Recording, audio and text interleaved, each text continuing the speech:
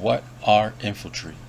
Welcome back, guys. It's your host with the most saying nothing close, Reginaldus. Today we're diving into infantry, how to identify them, and the traits that distinguish them from walkers and airship. Green background on skills, green icon on troops. Even the dual tribes like tier 9 can use infantry skills, but only infantry base type troops can use infantry awakening skill, which I'm going to show you a demonstration here. Notice the first attack here only hit that one slot. Alright, it missed, and now we got infantry awakening, it hit both slots. Awakening is subject to dodge. You must have accuracy. Here I'm releasing Ghillie to show you an example of how you get your 4th skill plugin, as well as you can equip a 4th skill plugin that are for all troops. Luckily in this instance we have the perfect example, which is Ghillie, who is an infantry commander who happens to have a skill that can be used for all troops. And the way you know this is the gold eye skill icon here. That is for all troops.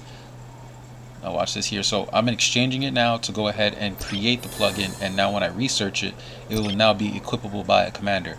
You have to do this process before you're able to equip it on a commander. Perfect example here, the 4th slot was open.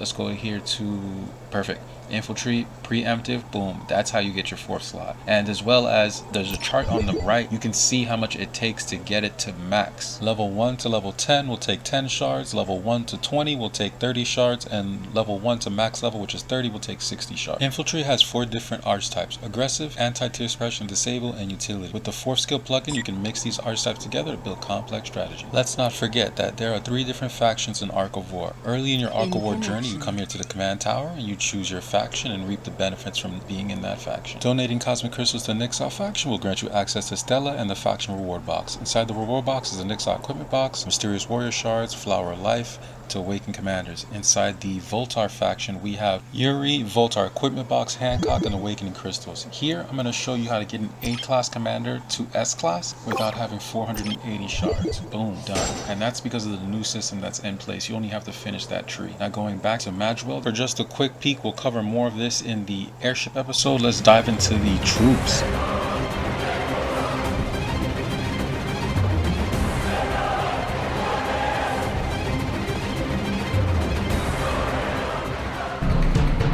Taking a moment for this brief intermission to let you know, remember, go to Reginaldus Gaming, follow, like, subscribe if you're liking the content. Prepare yourselves, ladies, you're in for one hell of a show.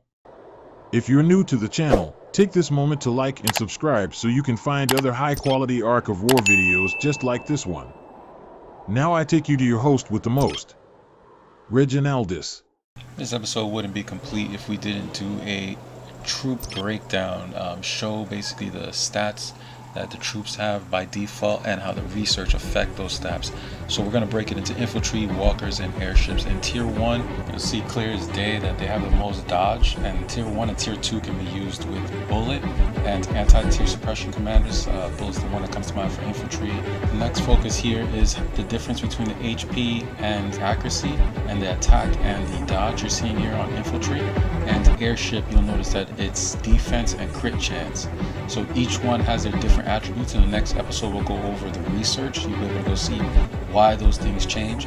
As far as the relationship between all 3 classes, remember, infantry is known as the green, walkers are blue, and airship are red. So you see here, infantry beats airship, but airship beats walker. On each class you'll see that relationship triangle change based on what class you're on at that moment. And here we are at the tier 7s, as you see these attributes multiply. And then when we get to tier 9, you're seeing double classes. This is where the game gets a lot more creative. Now the base class will keep the awakening, and the subclass, you will not have the awakening from that subclass. And these are from tier 9 to 11 are the best suite classes. Tier 12, there's 4 different types. This Great Sage type gives shields. The next type, I believe after that, yes, these are the defense type, the Mirage, the Phantom, and the Dream Eater. And these actually regenerate troops at the end of every turn. So really great. And these last ones have a very high base accuracy. So that's a general overview of all the troops. Oh, can't forget the last ones. These are crit damage. Notice the tier 12s are only 1 troop type. That's their disadvantage, but they have other advantages. Big shout outs to everyone who made it to the end of the video. You are the true warriors of this channel, and I'm glad to have you here. So keep on rocking with us by clicking this video here on the left to learn about strategies and in-game updates, or click this video on the right if you want to see some action.